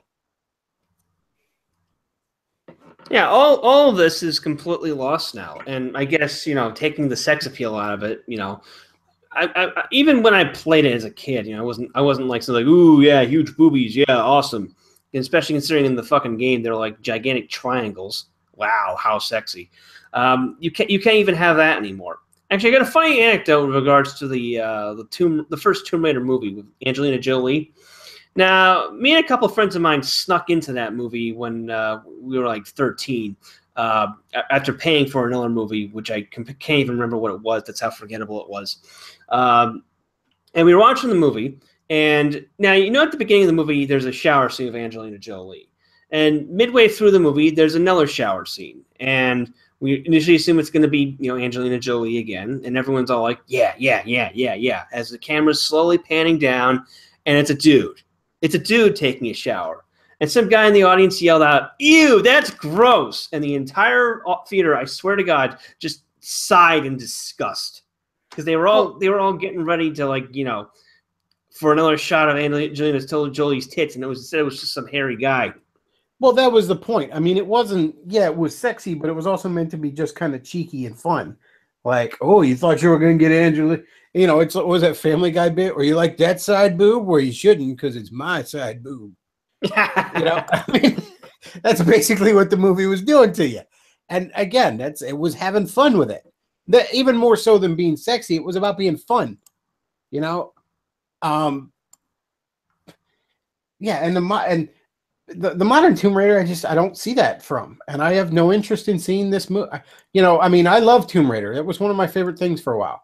I don't play any of the new games. There's a comic book based on this new grim gritty crap that I don't read. There's, this new movie coming out, and I'm not going to see it. I have no interest in it. It's not a reimagining. It's an unimagining. It's a de-imagining. It's... Whoa, we got to make it realistic. Yeah, but realistic is just this... It's become this buzzword for, trying to be so super serious about everything. What you end up doing is you suck the fun out, and you're usually not even realistic anyways. You're gonna make a story. You're gonna make a game in which the plot involves Atlantis being resurrected with a magical artifact and an army of mutants getting ready to take over the world. Realistic. I mean, yes, it's starring a fucking 5'7" woman whose tits are comically overlarge and would keep her from actually being able to do most of the stunts she's supposedly doing. You want to make that realistic? Good luck. You know what's a realistic cop show? An hour of a cop doing paperwork. Yeah. Nobody wants to watch that.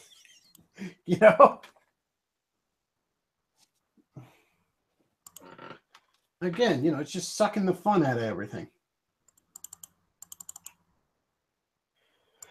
All right. One other thing I wanted to cover while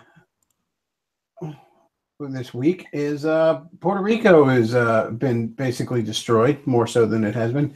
And this is a bit, look, everybody's like, oh, Puerto Rico's in such trouble. Oh, it's such devastation. First of all, let's step back for a second. Are we all going to pretend like Puerto Rico wasn't a shithole before the hurricane? Is that what we're doing now? Because it was. All right, it was a shithole. It was an absolute shithole. And Trump has exacerbated dealing with the Puerto Rican government. He's been out there it's like they expect everything done for him. Yeah, well, no shit. You've never been around Puerto Ricans. I mean, for fuck's sake, at least the Mexicans have a work ethic. And yeah, I mean, we'd have been better off if that island would have sunk after this hurricane. Puerto Rico is a shithole, and one of the best things we could possibly do would be to give that place its independence. Now, they'd never want it because they'd be eating each other, and I think deep down inside they know it. But that place is an absolute fucking cesspool. As evidenced by the fact that there are now more Puerto Ricans living in the U.S. than in Puerto Rico. Oh, yeah. And I know it's kind of an iffy thing because Puerto Rico is like a territory or something, and it's like they're not really U.S. citizens, but they kind of are. I don't exactly know. The legal status is really weird. I don't think having a territory is necessarily something we should be doing as a nation anyways. I'm a big supporter of Puerto Rican independence. Oh, God, yes. Yeah, I couldn't sign that petition fast enough. But, I mean, they wouldn't want it. Much as they run their mouth about Puerto Rican pride and shit like that. I mean, They have their own team at the Olympics. You know, there's a reason most of them live in New York or Amsterdam. And shockingly enough, a ton of them live here. Right here in old Lancaster. Lancaster City is like at this point probably mostly Puerto Rican. Well, the little pseudo city in the center of Lancaster County. And the reason, actually, you get back to some cucked Christianity, is back in the 70s, a bunch of jack-off evangelical do-gooders realized that Lancaster County was constantly running a surplus in its welfare budgets.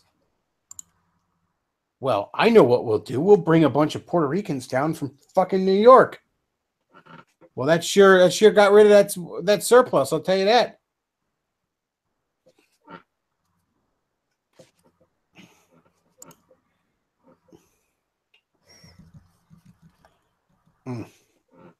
But yeah, all week I've had to hear about the poor Puerto Ricans and this is terrible. And from what I understand, like I heard somebody say like Trump like sent some troops down there and declared martial law basically. And I mean, you know, that's pretty much what that island's needed for a good decade.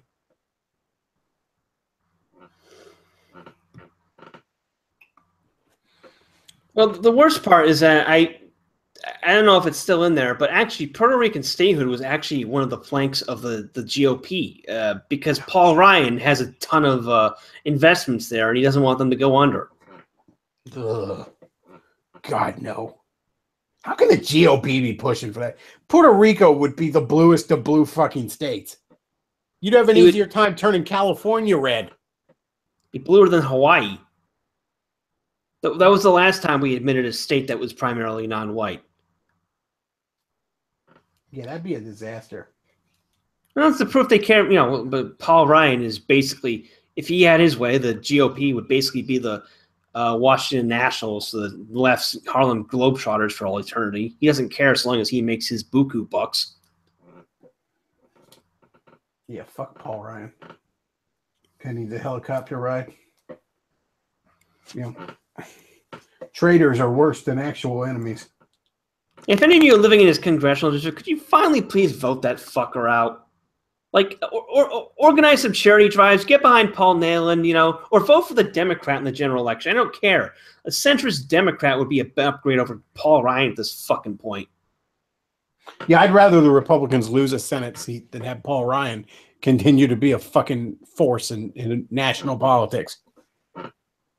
Who the fuck voted for this guy to be in charge anyway? It's like when John Boehner quit the speakership 2 years ago, you know, suddenly his name came out of nowhere, Paul Ryan, even though no one had discussed it before. He hadn't shown any interest in the part, and nobody seems to fucking like him, aside from the idiot members of his own congressional district.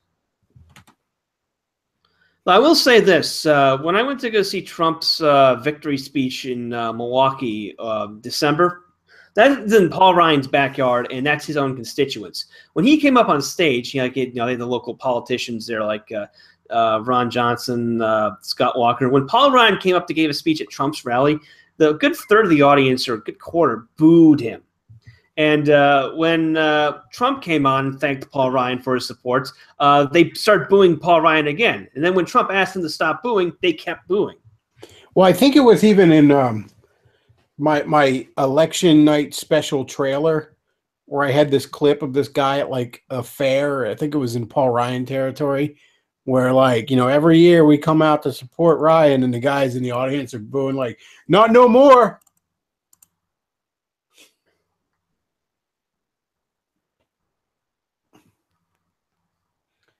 Yeah, fuck Paul Ryan.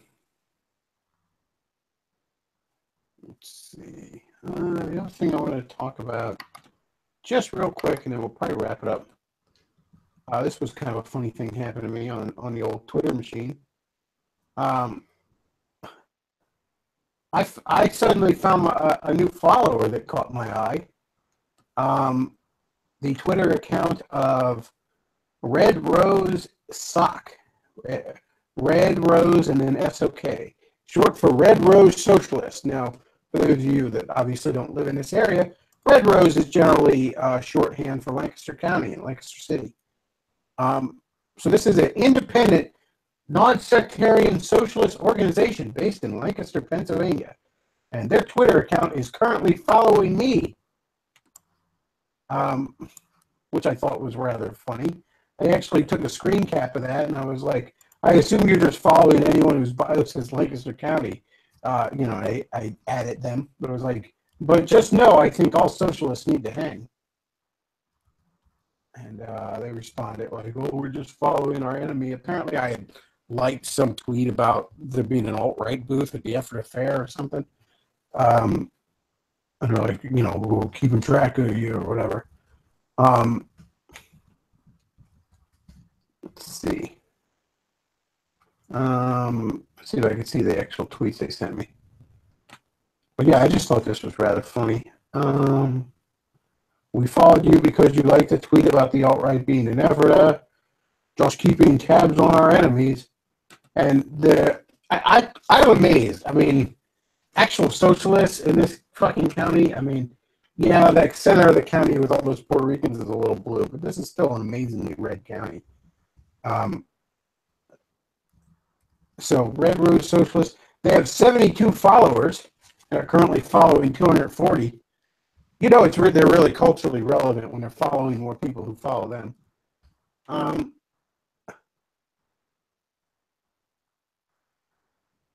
Let's see, Fash Alert, more alt-righters in Lancaster County. Evan McLaurin. Apparently somebody from the NPI is coming to Lancaster County. The NPI, I suppose not NPI. Yeah, the NPI, a National Policy Institute. Oh. Yeah. Let's see. One of their tweets, when your grandchildren ask you what you did for the revolution, what will you say? Let's see what else they got going on here.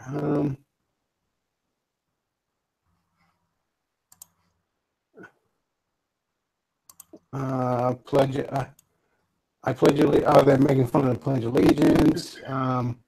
Hashtag communism will win. One of the tweets is, take me down to Cubicle City where the boss is mean and the pay is shitty.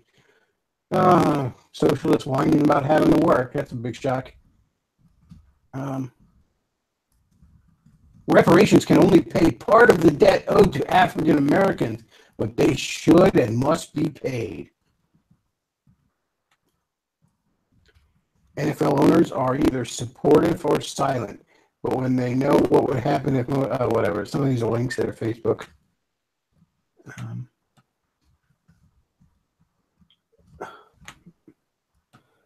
Oh, man. I can't believe this is right in my own county. Fucking socialists. Well, the good news is that there's only 10 of them, so you only need about 10 bullets for this when the revolution comes. But white people can make socialism work.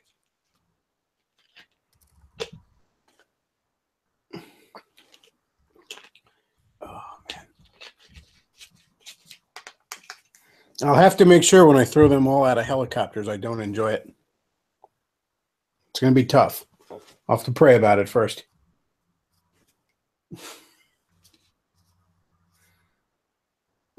All right. Well, I think that's about it for... Am I going robot? You were, now you're not. Oh, okay.